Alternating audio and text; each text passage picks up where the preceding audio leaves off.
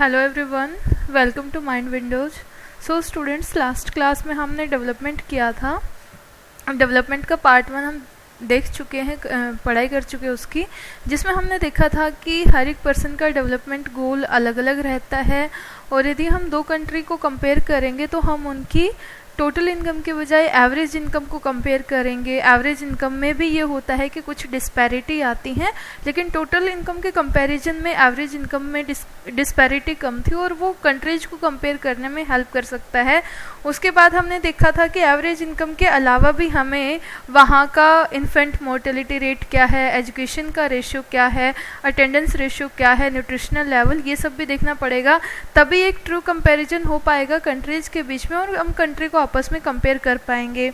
इसी के साथ ही आगे हम उसको कंटिन्यू करेंगे, जिसमें आज हम पढ़ेंगे HDI। HDI क्या होता है और इसमें किन किन फैक्टर्स को कंसिडर किया जाता है। तो हम स्टार्ट करते हैं HDI। सबसे पहले हमें इसका फुल फॉर्म पता होना चाहिए, ह्यूमन डेवलपमेंट इंडेक्स। ये यूनाइटेड नेशन की एक ऑर्गेनाइजेशन है, UNDP, united nation development programme. उसके द्वारा हर साल HDI इंडेक्स जो है वो जारी किया जाता है, जिसमें कंट्रीज की रैंकिंग को दिखाया जाता है, कौन सी कंट्री डेवलपमेंट के मामले में कौन से पोजीशन पे आती है। सो HDI क्या हो जाएगा? It is an attribute to measure the development. Development को मेजर करने का है एक एट्रीब्यूट है, इससे भी हम कंट्रीज को कंपेयर कर सकते हैं। Human development index, it is an statics of 3 indicators use to rank countries in their levels of human development. ये कंट्रीज को कंपेयर करने के लिए यूज किया जाता है। तो आप बताओगे कि ह्यूमन डेवलपमेंट इंडेक्स HDI ये united nation development programme UNDP के द्वारा जारी किया जाता है, जिसमें कितने इंडिकेटर्स का यूज करते हैं, ये क्वेश्चन आ सकता है। हम कहेंगे इसमें हम 3 इंडिकेटर्स का यूज करते हैं और कंट्रीज का लेवल बताया जाता है कि कौन सी कंट्री नंबर 1 पे है। ऐसे करके हम इंडिया के रिस्पेक्ट में भी बात करेंगे। सो चलिए पहले हम ये देखेंगे कि कौन कौन से 3 ऐसे इंडिकेटर्स हैं जो इसमें शामिल किए जाते हैं। तो 3 फैक्टर्स होते हैं, जिसमें पहला फैक्टर आपका होता है ग्रोस नेशनल इनकम, या फिर हम कह सकते हैं पर कैपिटा इनकम, जिसमें लोगों की पर कैपिटा इनकम यानी कि PCI पर कैपिटा इनकम को देखा जाता है। यहाँ पे हम लिख देंगे पर कैपिटा इनकम, यानी कि एक आदमी कितनी इनकम जनरेट कर रहा है, कितनी इनकम जो है उसकी है। पर कैपिटा इनकम सबसे पहले देखा जाता है डॉलर के फॉर्म में, ये देखा जाएगा अमेरिकन डॉलर से इसको कंपेयर किया जाएगा। सेकंड, इसमें हम ये देखेंगे कि कंट्री में लाइफ एक्सपेक्टेंसी कितनी है, यानी कि दूसरा हम कह सकते हैं कि लोग एवरेज कितने साल जी रहे हैं, या फिर हम कह सकते हैं कि इसका नाम हम क्या बोलेंगे, हेल्थ। लोगों का हेल्थ स्टेटस देखा जाता है, इससे भी आप समझ जाओगे। तो दूसरे गोल में हम क्या देखेंगे, लोगों की हेल्थ को देखेंगे, यानी कि ह्यूमन डेवलपमेंट इंडेक्स सिर्फ पर कैपिटा इनकम के बिहाफ पे नहीं आपकी रैंकिंग दे रहा है। पर कैपिटा इनकम के साथ साथ वो 2 फैक्टर को और कंसिडर कर रहे हैं, जिसमें पहला फैक्टर आपका हो जाएगा हेल्थ, यानी कि अब हम हेल्थ भी देखेंगे। हेल्थ में क्या देखेंगे, लाइफ एक्सपेक्टेंसी, यानी कि लोगों की एवरेज एज कितनी है, कि 60 साल है या 65 है या 70 है। ऑन एन एवरेज लोग कितने साल जी पा रहे हैं, उनका लाइफ स्पेन कितना है, ये हम इसमें देखेंगे। थर्ड, इसमें देखा जाता है कि लोगों का जो है स्कूलिंग कितना है, बच्चे जो है कितने साल स्कूल जा पा रहे हैं। Mean years of schooling of people age 25 and above. तो इसमें हम कह सकते हैं कि इसमें हम क्या देख रहे हैं, हम इसमें बच्चों का एजुकेशन लेवल देख रहे हैं। This is the education status. So HDI क्या कर रहा है, HDI 3 फैक्टर्स के ऊपर काम कर रहा है, जिसमें सबसे पहला फैक्टर है आपका पर कैपिटा इनकम, सेकंड फैक्टर आपका हो जाएगा हेल्थ, और तीसरा हम देख रहे हैं कि बच्चों का एजुकेशनल लेवल कितना है, बच्चे ऑन एन एवरेज कितने साल वो जो है पढ़ाई कर पा रहे, कहाँ तक एजुकेशन सेक्टर में जा पा रहे हैं। तो 3 फैक्टर्स के आधार पे ह्यूमन डेवलपमेंट इंडेक्स अपनी रिपोर्ट को जारी करता है। सो ह्यूमन डेवलपमेंट इंडेक्स में जो रिपोर्टिंग करी जाती है वो 0 से 1 के बीच में की जाती है। ये एक रेशियो दिया जाता है, it is express as a ratio between 0 और 1। 0 और 1 यानी कि जो एकदम ही कम होगा, जहाँ पे कुछ भी लेवल नहीं होगा, उसको 0 दिया जाएगा, और बाकी कंट्री जो है 0 से थोड़ा सा ऊपर होगा, 0.1, 0.2, 0.3 इस टाइप से कहा जाता है। तो ह्यूमन डेवलपमेंट इंडेक्स 0 से 1 के बीच में जो है जारी किया जाता है। ऐसी कंट्री जो आपको इस कलर में दिखा रखे हैं, यानी कि जो डार्क नेवी ब्लू कलर होता है इसमें दिखा रखे हैं, जिनका ह्यूमन डेवलपमेंट इंडेक्स 0.70 से 0.799 यानी कि 8 के क्लोज है, 0.7 से 0.8 के बीच में जिनका ह्यूमन डेवलपमेंट इंडेक्स होगा, उनको बोला जाएगा कि ये इसमें अपर के ऊपर है, यानी कि बहुत खुशहाल हैं, बहुत अच्छी कंट्री है। जिनका ह्यूमन डेवलपमेंट इंडेक्स 0.5 से 0.69 है, उनको मीडियम कैटेगरी में रखा जाएगा। और ये आप देख पा रहे हो कि ये थोड़े से लाइट कलर से ये कंट्री आपको दिखेंगी, ये हैं, ये वाली होगी, ये वाली होगी, और ये इंडिया भी इसी में आता है, मीडियम वाली में आ जाएगा। उसके बाद जिनका ह्यूमन डेवलपमेंट इंडेक्स 0.350 से 0.550 हो जाएगा, वो लो में रखे जाएंगे, जो आपको ये बहुत ही ज़्यादा लाइट कलर से दिखा रखा है। तो अफ्रीकन कंट्री ज़्यादातर ये है, ये वाली कंट्री जो हैं ये लो में आ जाएंगी, और लास्ट वाली जो है ये वाली, यानी इनका डेटा नहीं मिल पाया है या फिर ये इससे भी नीचे आएंगी। तो आप ध्यान रखोगे HDI को 0 से 1 के रेशियो के बीच में निकाला जाता है। Highly develop regions value closer to 1, जो बहुत ज़्यादा डेवलप होंगे उनकी वैल्यू 1 के काफ़ी क्लोज हो जाएगी। Less develop regions value closer to 0, जो उससे थोड़ी सी कम डेवलप है उनकी वैल्यू जो है वो 0 के क्लोज हो जाएगी। जैसे आप देख पाओगे कि इनकी वैल्यू है 0 के क्लोज, जो 0.3, 0.2, तो ये 0 के क्लोज हो जाएगी, और जो हाईली है वो 1 के क्लोज हो जाएगी। ये हम कर चुके हैं। एक बार इंडिया को देखना है आपने, इंडिया कहाँ पे है, इंडिया हम देखेंगे तो ये ब्लू में दिखा रखा है, और ये वाला ब्लू है, ये वाला ब्लू यहाँ पे आ जाएगा, यानी कि मीडियम वाला। ये हमने पीछे भी देखा था, ये कौन सा है, मीडियम में। तो इंडिया जो है वो यहाँ पे आता है, मीडियम में आता है। तो ये हम बता देंगे कि इंडिया जो है मीडियम में लाई करता है।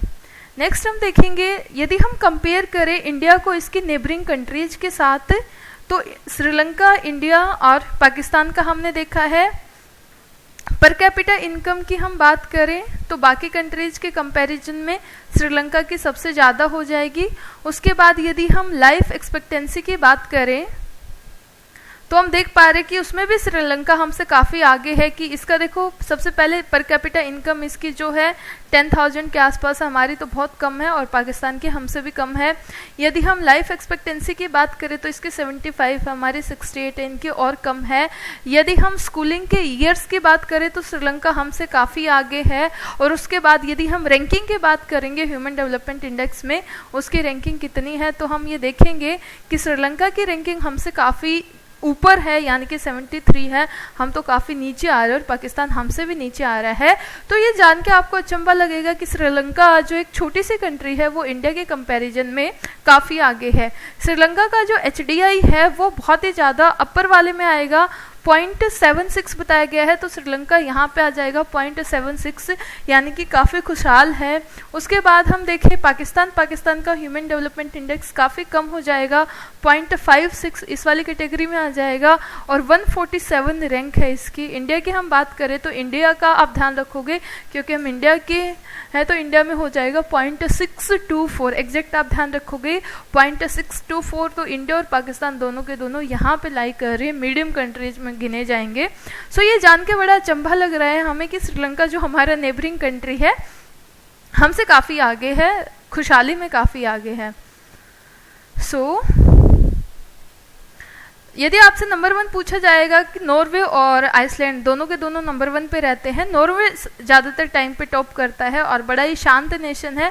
नॉर्वे जो है नंबर 1 पे रहता है, और इसका जो HDI इंडेक्स रहता है उसमें इसका स्कोर 0.949 है, यानी कि ऑलमोस्ट 1 के क्लोज है। अब HDI के ऊपर आपको यदि क्वेश्चन लिखना आए कि HDI क्या होता है, तो इसको आप बड़े अच्छे से लिख सकते हो। HDI में हम क्या लिखेंगे, UNDP का फुल फॉर्म भी आ सकता है, ये भी आप ध्यान रखोगे। व्हाट इज UNDP, तो हम बताएंगे united nation development programme. UNDP has used the criteria of Human Development Index to measure the development of country.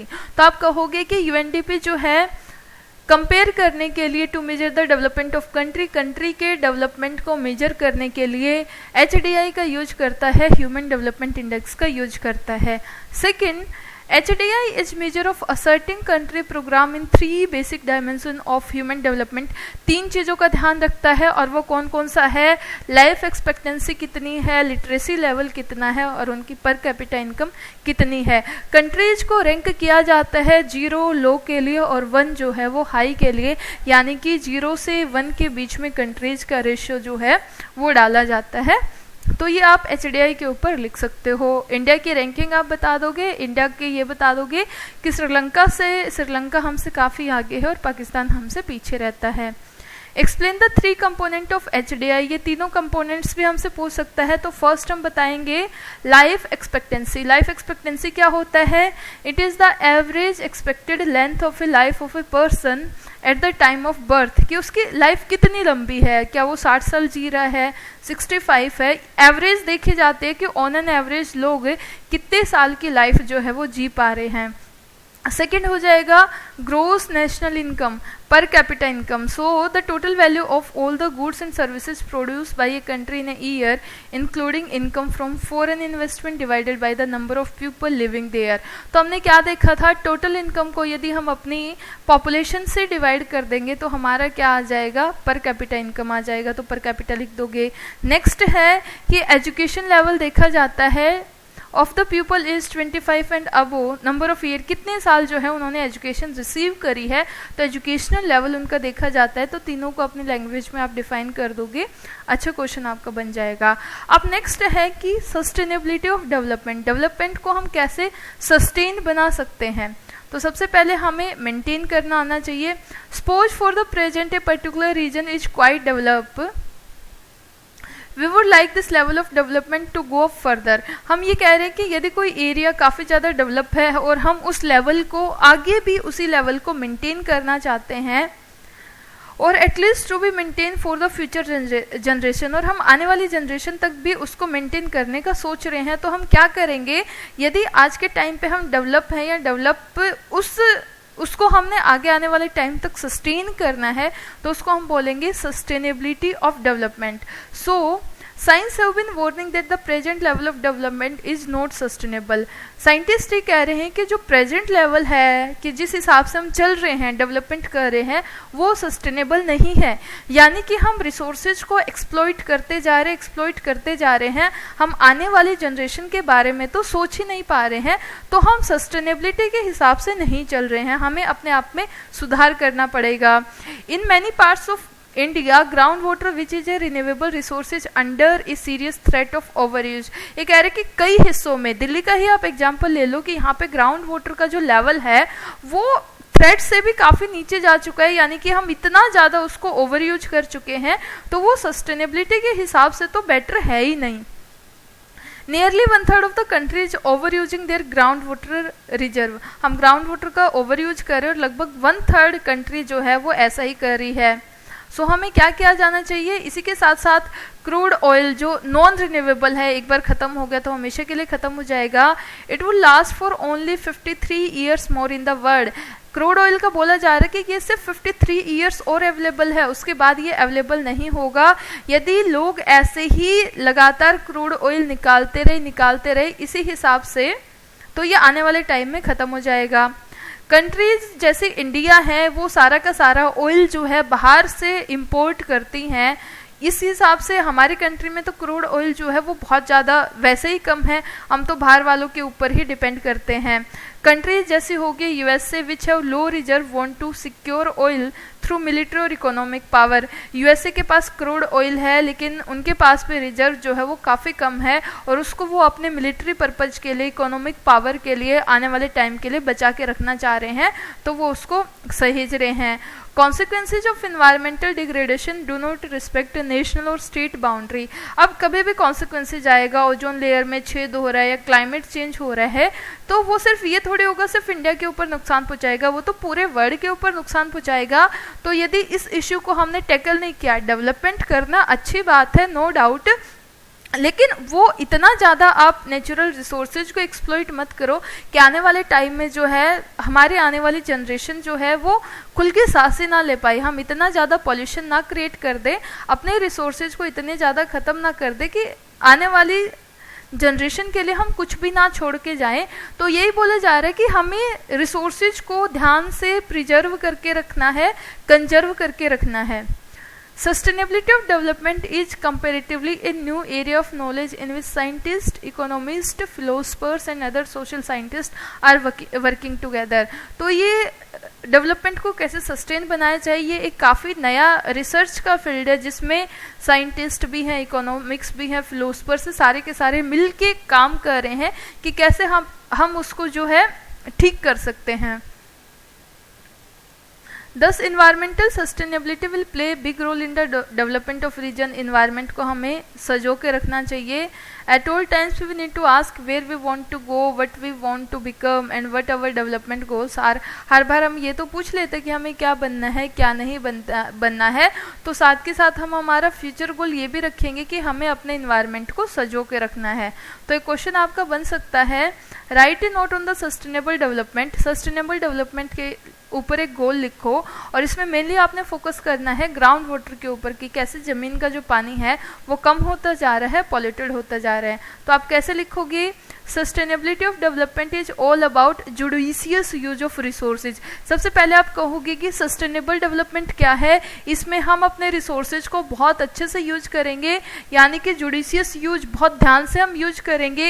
At present में हम उसको बहुत संभाल के बहुत अच्छे से यूज करेंगे, keeping in the mind that future requirement of the coming generation. और हम ये देखेंगे कि प्रेजेंट की ज़रूरतें भी पूरी हो जाएं, साथ के साथ हमारे जो छोटे भाई बहन आएंगे, हमारे जो बाद की जनरेशन आएगी, उसके लिए भी हम कुछ रिसोर्सेज को बचा के पाए ताकि वो भी इसको फ्री गिफ्ट ऑफ नेचर को यूज कर पाए। Next, since the second half of 20th century, number of scientists have been warning that the type and level of development are not sustainable। आज के टाइम पे हम ये देख पा रहे 20th सेंचुरी के बाद से सेकेंड हाफ से ये हो गया कि जिस हिसाब से हम डेवलपमेंट कर रहे हैं वो सस्टेनेबल नहीं है।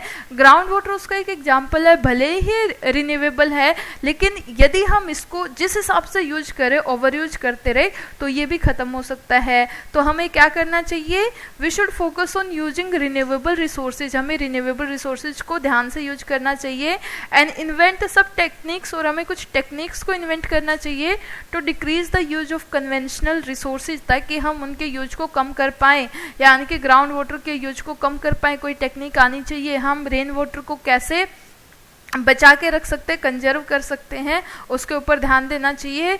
Once the non-renewable resources would be exhausted, we won't be able to use them in future। यदि एक बार ये खत्म हो गए तो आने वाले टाइम में कुछ भी नहीं बचेगा। So using the resources judiciously, इसलिए हमें क्या करना है, रिसोर्सेज को बहुत ध्यान से यूज करना है। It will help in maintaining the sustainable of development of our ecosystem। तो इस हिसाब से आप लिखोगे। ग्राउंड वाटर का इसमें थोड़ा सा कम है, लेकिन आप इसमें डाल सकते हो कि level of ground water is decreasing and decreasing every day. Like we can see in Delhi, 1/3 of population is totally dependent on groundwater instead of using the tap water। जो भी सप्लाई वाला पानी है उसको यूज करने के बजाय लोग जो है ग्राउंड वाटर को यूज कर रहे हैं। इसके अलावा बताओगे कि जो भी हम केमिकल्स एंड फर्टिलाइजर्स डाल रहे हैं खेतों में, वो भी धीरे धीरे करके ग्राउंड में जाके मिक्स हो रहे, सॉइल में मिक्स हो रहे, जिससे हमारा ग्राउंड वाटर भी बहुत ज़्यादा पॉल्यूटेड हो रहा है। तो इस हिसाब से ये आंसर आपका कंप्लीट हो जाएगा। डेवलपमेंट इसी के साथ ही खत्म हो जाता है। कुछ एमसीक्यू हम देखेंगे। Income of countries the income of all days of the farmer, क्या हो जाएगा, ऑल रेजिडेंट्स हो जाएगा। For comparing country their dash is considered to be one of the most important attribute. कंपेयर करने के लिए किसको हम कंपेयर करेंगे, हम कहेंगे हम इनकम को कंपेयर करते हैं। Liberty and respect are dash respect of development.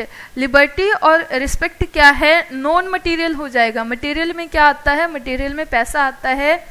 The want for dash is more, किस चीज़ को हम ज़्यादा चाहते हैं, हम ज़्यादा से ज़्यादा इनकम चाहते हैं कि सैलरी बढ़ जाए। Conflicting goal sometimes can be dash, यदि गोल्स हमारे कॉन्फ्लिक्ट करेंगे, जैसे हमने देखा था आदिवासियों के गोल्स और कोई साइंटिस्ट डैम बनाना चाहता है, सरकार डैम बनाना चाहती है, दोनों के गोल्स जो है कॉन्फ्लिक्ट कर रहे हैं, तो ये क्या हो जाएगा, ये अच्छा नहीं है, ये डिस्ट्रक्टिव है, डिस्ट्रक्टिव नहीं होना चाहिए क्योंकि इससे एक कम्युनिटी नाराज हो जाती है। नेक्स्ट हम देखेंगे the total number of children of age group 6 to 10 attending school as a percentage of total number of children in the same age group is, this is the net attendance ratio. Dash indicate the number of children that die before the age of 1 year, 1 साल से छोटे यदि death हो जाते तो हमने देखा था infant mortality rate. Dash is low infant mortality rate कहाँ पे सबसे कम है, तो केरला में हमने देखा था, केरला में इन्फेंट जो है इन्फेंट मोर्टेलिटी रेट काफ़ी कम है। Women in our society demands, women किस चीज़ की डिमांड करते तो हम कहेंगे वो चाहते समाज में उसको रिस्पेक्ट मिले। Development means dash development, development का मतलब क्या है, डेवलपमेंट से मतलब हो जाएगा human development. Resources which get exhausted after years of use, जो एग्जॉस्ट हो जाएंगे और फिर दोबारा बनाने में लाखों हजारों साल लगेंगे, तो non renewable. Ground water is an example of dash resources, ground water पानी ही खुद एक रिन्यूएबल का है क्योंकि हम इसको दोबारा से बना पाएंगे। Nearly dash of the country is over using the ground water reserve, तो हमने देखा था कि 33% या फिर 1/3 लोग ऐसे हैं जो ग्राउंड वाटर रिजर्व को यूज करें। तो ये कुछ आपके एमसीक्यू थे, आई होप सारे एमसीक्यू आपको समझ आ गए होंगे, और ये तो बहुत सिंपल से थे क्योंकि हमने सब कर ही लिया था क्लास में। तो डेवलपमेंट का चैप्टर यहीं आपका ख़त्म हो जाता है, और बहुत अच्छा चैप्टर और बहुत आसान चैप्टर था, इससे आपकी थिंकिंग, क्रिटिकल थिंकिंग डेवलप हुई होगी, और आई होप आपको समझ आया होगा। बाकी आपके जो भी डाउट्स रहे होंगे आप कमेंट बॉक्स में डाल दोगे। सो लेक्चर को अटेंड करने के लिए थैंक यू वेरी मच।